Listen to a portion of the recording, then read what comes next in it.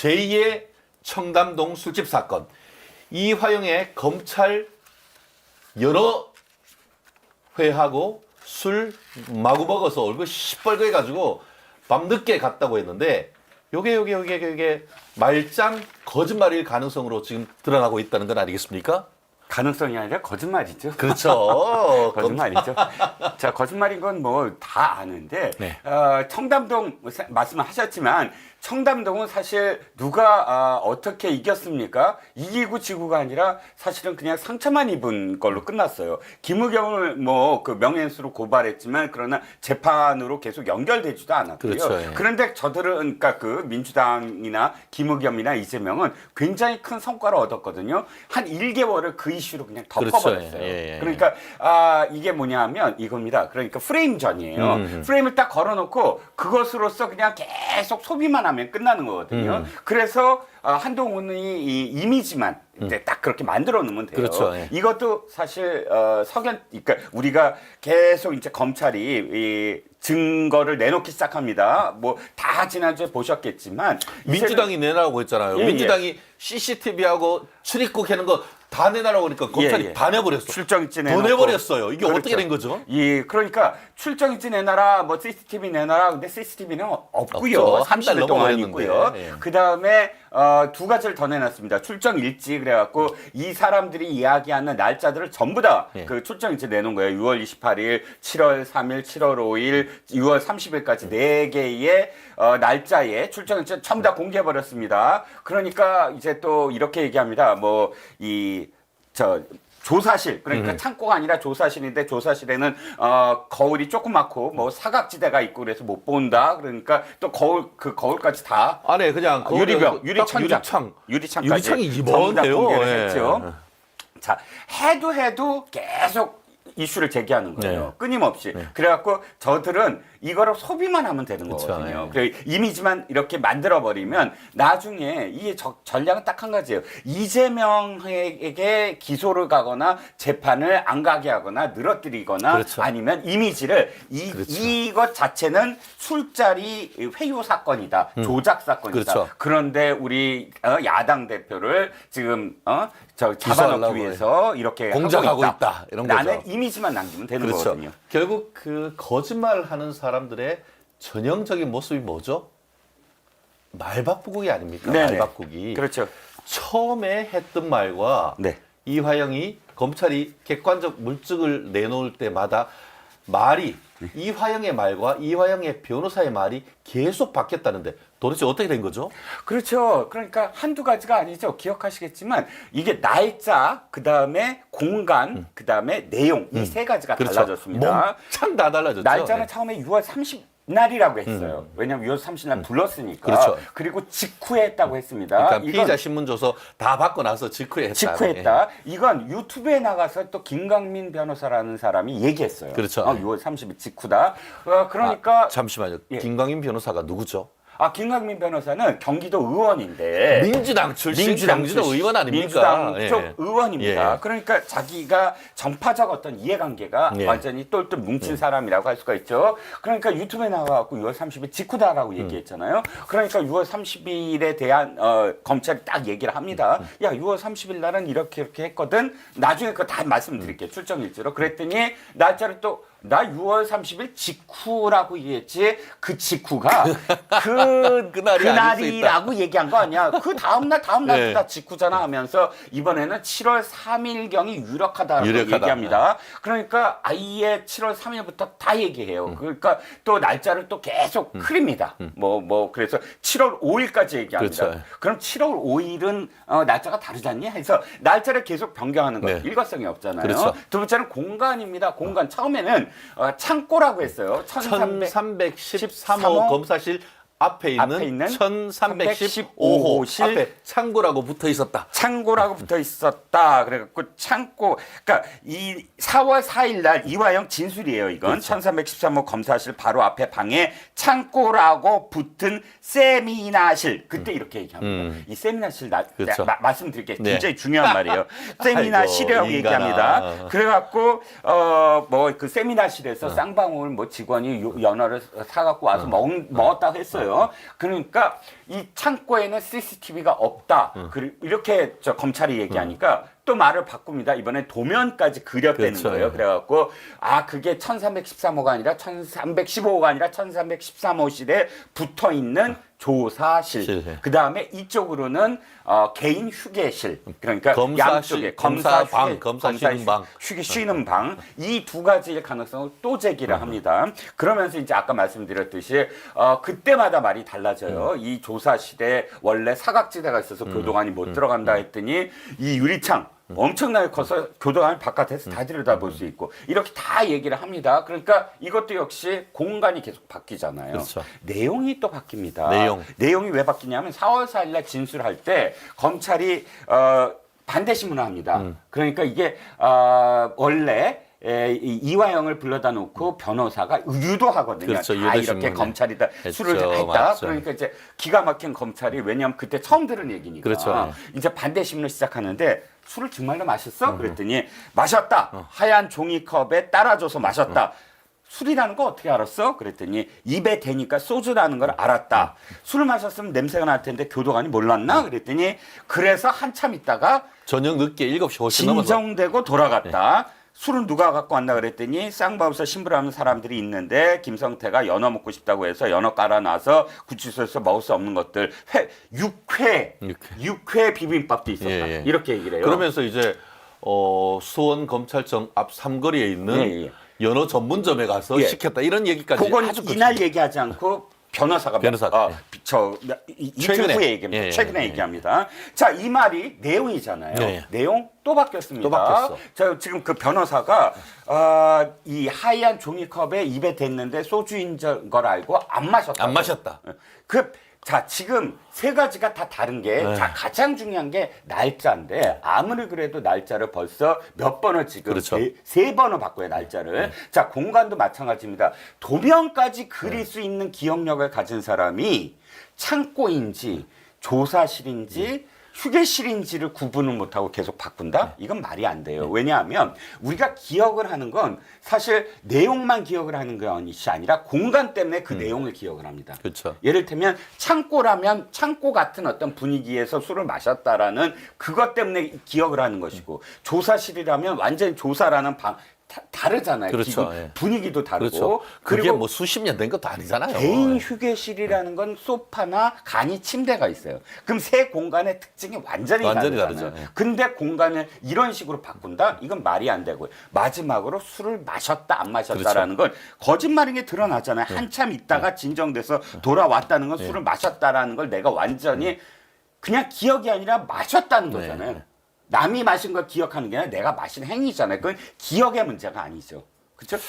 근데 이거를 안 마셨다라고 바꾼 거? 그러니까 아시다시피 변호사님이 아시다시피 한 사람의 진술이 이렇게 정도로 바뀐다면 채택될 가능성이 전혀 없는 거 아닙니까? 그렇습니다. 결국 그 영미법 같은 경우에는 이 정도가 되면은 이른바 사법방해죄로 기소가 돼야 되는 게 마땅하다라고 봅니다. 우리나라는 참고인의 어떤 거짓말에 대해서 별도로 기소하는 범죄가 없다 보니까 이런 일이 자꾸 벌어지는데 제가 만약에 22대 국회의원이 됐다라고 한다고 하면은 이런 사안에 대해서 사법방해죄로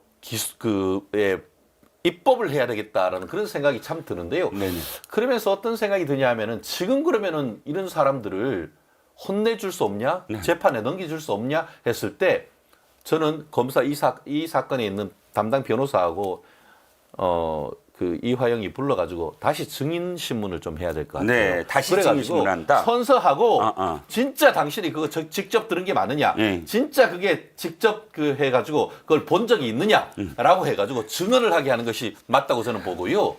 그런데요, 잠깐만요, 변호사님. 4월 4일 날 변호사가 재판정에서 불러다 놓고 너 술 마셨냐? 그러니까 뭐 그날 무슨 일이 있었냐 그때 술 마셨다 어쩌다 다 얘기했잖아요. 이것도 선서하고 한 거 아니에요? 그거는 뭐냐면은 당 피고인 본인 신문이에요. 증인 신문이 아니고 뭐냐면은 이거는 이제 사법 절차에 대한 기본적인 이해가 좀 있어야 되는데 옛날 같은 경우에는 형사 사건은 첫 기일에 이거 공수사실 인정해 마라라고 피고인한테 묻습니다. 그래서 첫 기일에 피고인 신문을 했는데 네네. 그렇게 하니까 방어권 보장이 좀 어렵다라고 아. 해서 요 몇 년 전부터는 피고인 신문을 제일 뒤로 오. 그동안 증인 신문을 다 하고 나서 그렇군요. 재판 마치기 바로 직전에 하는 네네. 이런 사안이다 보니까 네네. 이런 일이 벌어졌어요. 그러다 보니까 피고인 본인에 대한 신문은 제3자가 아닌 본인이다 보니까 그 피고인 신문이라고 하고 거기에 관련된 사람들은 선서를 하고 하는 거는 증인신문. 그러다 보니까 이거는 피고인 본인 신문이니까 거기서 그냥 거짓말 대잔치를 막 해버린 거예요. 자신에 대한 어떤 방어에 대해서는 그렇죠. 위증에 대한 부분이 근데 사실은 이건 뭐냐면은 예. 말은 자기에 대한 피고인 신문이지만 누구를 위해서 했다? 이재명을 위해서. 이재명을 위해서 했는 거야. 네네. 그래서 이 사건이 정치적 그 법률적 함의는 뭐냐면은 이 사안을 빨리 조사를 해서 이화영이하고 김성태하고 800만 불 북한에 보냈고 그 과정 했다는 사실에 대해서 유죄가 나오면은 그것과 관련해서 이재명에 대한 조사가 이어져야 된단 말이에요. 네. 이재명에 대한 조사해서 기소가 되면은 그때 네. 증인신문을 할 수가 증인신문 있구나. 다 불러가지고 예. 다 물어버려야 돼. 네. 그때 네네. 그때가 언제 될지 이 열쇠는 결국 수원지방검찰청이 지금 쥐고 있단 말이에요. 그렇죠. 저는 이제 수원지검찰청이 약간 좀 답답했던 게 너 이거 그러니까 예를 들어서 출정지 내놓고 이거 또 거짓말하면 또 고발할 거야. 그럼 또 저쪽에 거짓말하는데 또 내놓고 거짓말할 거야. 이런 식으로 비춰지거든요. 그래서 바로 그냥 빨리 고발을 하고. 그래서 맞아요. 선을 그래서 딱 그어버려야 되는 거 아니에요? 이거는 그 어떤 느낌이 있냐면 단순히 사법방해죄를 넘어서 네. 위계에 의한 공무집행 방해, 위계 위력인데 이게 공무집행 방해죄로 기소해야 되는 것이 아닌가? 그러게요. 저는 이거는 뭐랄까 단순 명예훼손을 넘는 거잖아요. 그렇죠. 허위사실 적시. 그러니까 이게 보면은 검찰이 그랬다라고 하면은 집한 명칭에 의한 명예훼손은 성립이 안 돼요. 네네. 예를 들어서 수원지방검찰청 검사들을 몽땅 비난하는 거는 그렇죠. 명예훼손이 안 됩니다. 그런데 이 사건을 담당하는 검사 1313호 검사라고 딱 특정이 되고 네네. 그리고 차장 검사, 검사장이 사건을 위조했다. 이렇게 된다고 하면은 말은 사람을 특정하지 않았지만 사실상 1313호 검사는 누군지 알잖아요. 알죠. 그렇다고 하면은 이 사안은 지금으로서는 아까 말씀드린 것처럼 공무집행 방해 또는 해당 검사에 대한 명예훼손으로 허위사실 적시에 의한 명예훼손으로 저는 이 사건을 불러서 조사를 해서 반드시 처벌을 해야 된다. 그리고 그렇게 한 의도가 뭐냐, 동기가 뭐냐, 배후가 누구냐, 이것들을 반드시 불러가지고 똘똘 뭉쳐가지고 마누라 이화영이 그리고 역시. 그 뒤에 있는 변호사, 예. 진짜 저도 변호사입니다만 변호사는 진실 의무가 있단 말이에요. 예. 내가 그 사람을 이런 식으로 이거에 대한 어떻게 된다라고 얘기하지만 적극적으로 거짓말 시키면은 그거는 변호사조차도 위증 교사가 될 수가 있단 그렇죠. 말이에요. 그렇기 그러니까, 때문에 이 사안은 저 정말 민주당은 도대체 법을 지킬 의사가 있는지 너무너무 걱정이 되는 그런 부분이 있는 것 아니겠습니까? 그러니까 지금 변호사의 행위는 이거잖아요. 자기 의뢰자의 형량을 낮추기 위해서 최선을 다하는 게 아니라 네. 그것과 무관하게 제3자, 그러니까 자기가 속한 정당의 당대표가 기소되지 않게끔 하기 위해서 의뢰자의 형량이랑 무관하게 이것을 그 의뢰자로의 증언을 지금 이렇게 거짓하게 만들다기보다는 서로 짰을지도 모르고 어쨌든 그런 어떤 플랜으로 가게 만든 상황이므로 사실은 변호의 행위의 네. 범주를 벗어나고 있죠. 라고 네. 생각이 들고요. 아까 세미나 얘기 하나만 더 할게요. 맞아요. 기가 예. 막히게 재밌는 이 상황이 어떤 상황이냐면 이거예요. 기가 막힌 게 자 이게 6월 30날이든 6월 28일이든 7월 3일이든 7월 5일이든 이것이 다 말이 안 되는 게 이게 이런 어떤 회유를 통해서 진술을 했다는 거잖아요. 지금 이화영이 탄핵하고 싶은 건, 그러니까 그 진술의 신뢰도를 떨어뜨리고 싶은 건 바로 6월 9일과 6월 19일과 6월 그러니까 21일에 세 차례에 이루어진 바로 이화영이 이재명한테 보고했다. 이 증언을, 이 진술을, 그러니까 이 검찰에 가서 진술한 것을 아니다, 회유 때문에 내가 이렇게 했다라고 연결을 시키고 싶었는데 보니까 날짜가 다르잖아요. 너무 달라. 거꾸로 되잖아요. 그렇죠. 그러니까 이 검찰이 그 얘기를 합니다. 야, 어떻게 6월 28일 이후에 벌어진 일이 6월 9일에 영향을 줄 수가 있느냐. 그러니까 이건 거지. 예. 회유는 어떤 결과가 있기 이전에 회유를 해야 되는 것이지. 그렇죠. 어떻게 이미 다 자백 조서를 다 써놓고 그 뒤에 회유하냐. 성상적인 상식이라고 하면 그건 회유란 것이 아니고 예. 격려하는 자리. 그렇죠.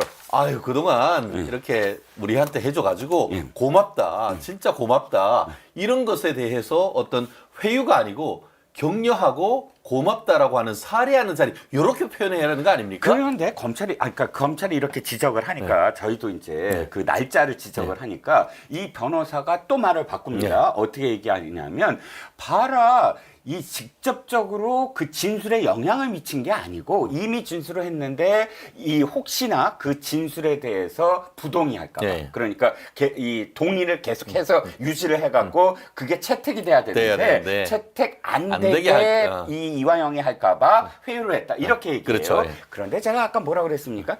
이화영 입에서 4월 4일 날 세미나라고 했어요. 자, 어떻게 얘기했는지 다시 돌아보죠.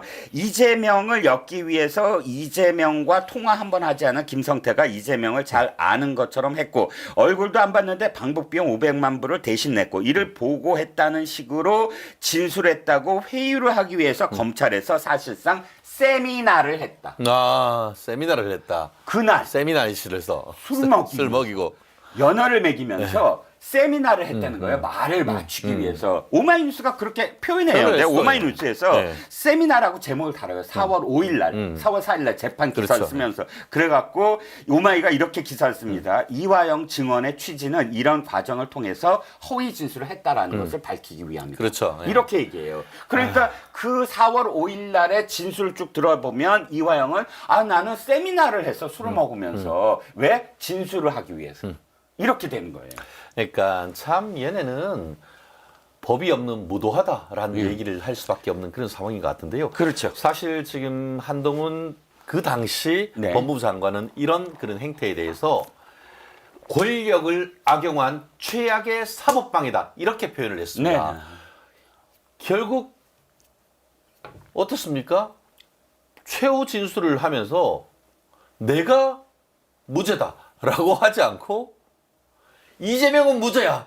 이렇게 이화영이 얘기했단 말이에요. 그렇죠. 도대체 이분들 정신 상태가 도대체 어떻게 된 거죠, 이게? 그렇죠. 자기 재판에 대해서 내가 무죄다라고 변론을 해야 되는데 왜 거기서 이재명이 무죄다라고 변론하나요? 그게 바로 이른바 묻지마 이재명 반탄 아니겠습니까? 그렇죠. 그러니까 그 맞습니다. 동기 한번 좀 얘기를 한번 해보시죠.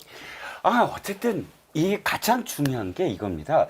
이재명은 사실 대장동과 이 대북송군과 엄청나게 이 태도가 달라요. 대장동은 여유 있어요. 어느 정도. 왜냐면 너무나 방대하고 출연 인물들이 너무나 많아요. 그러니까 이것을 사실 증거와 또 확실하게 사실로 만들려면 많은 사람들의 말들이 다 일치해야 되는데 상당히 힘들었어요. 일치하는 게. 만만치는 않아요. 이미 오래전에 벌어진 일이고 하니까 이거는 내가 방어할 수 있어라는 여유가 좀 있어요. 하지만 대북송금은 안 그렇습니다. 대북송금은요 유엔 제재에도 걸리고요. 유엔 제재에도 걸리고 엄청나게 많은 국정과 관련된 사건이에요. 그러니까 자신이 대권에 있어서 가장 걸림돌이 되는 건 대장동이 아니라 대북송금이거든요. 그러니까 지금 이 증언 때문에 진술 때문에 사실은 두 번의 저기가 들어가요. 국회에서 체포동의안이 바로 대북송금 때문에 들어가서 그 다음에 그 통과가 되고 소환도 하고 하잖아요. 그러니까 바로 어떻게 해요? 단식을 해요. 그러니까 이 대장동에는 얼마나 본인한테 정치적으로 치명적인지를 이게 동물적 감각으로 아는 거죠. 그럼요. 그러니까 이건 무조건 사수를 해야 돼요. 자기가 할 수 있는 모든 걸 다 다 동원을 뒤집어 해서 이것만큼은 기소가 안 됐으면 좋겠고 기소되더라도 지금 이 모든 걸 다 조작했다라고 출발을 해야 된다. 그렇죠. 그 중에 출발점부터. 가장 관건이 이화영 아니겠습니까? 그렇죠. 이화영의 진술만 잘라낼 수 있으면은 나를 그 대북 성공과 연결시켜줄 증거가 없다. 이렇게 지금 판단하는 건 아니겠습니까? 그렇죠. 사실 이화영만 빼놓고는 모든 증인들이나 여기에 관련된 공범들이 모두 다 이화영이 지금 그 이재명에게 보고했다고 했다라고 그렇죠. 다 증언했잖아요. 예. 물적 서류가 있어요. 서류가 그렇죠. 다 방북. 서명했는 게. 예. 그러니까 안부수 그렇죠. 또 저기 방용철 그렇죠. 방용철 그렇죠. 또 예. 지금 김성태 그렇죠. 그렇죠. 또 한 사람 이름을 밝힐 수 없는 국정원 당시 직원까지 이 네 사람의 증언이 다 일치해요. 경기도가 도지사의 방북을 위해서 쌍방울이 대납한 것으로 보이는 국정원 직원도 그렇게 지금 증언을 했거든요. 다 있는데 이왕이 그래서 완전히 포기하고 왜냐하면 다 그렇죠. 검찰에 다 증거도 갖고 있고 딱 이 네 사람의 증언이 일치하니까 그래요 맞아요 하고 이제 이제 더 이상 내가 이재명 대표 더 이상 쉴드 쳐줄 수는 없어요 하면서 신경의 변화를 일으켜서 그리고 해관 줄줄줄 했습니다. 변호사들이 사실 옳은 거잖아요. 네. 네가 사실을 얘기해야 너의 형량이 사실 줄어든다. 네가 이거 뒤집어 쓸 이유는 없지 않느냐가 정상적인 변호 행위 그렇죠. 아닙니까? 네. 그런데 그것을 부인이 난리를 치고 법정 소란을 일으키고 또 민주당이 난리를 치고 해서 여기까지 오게 된 거지.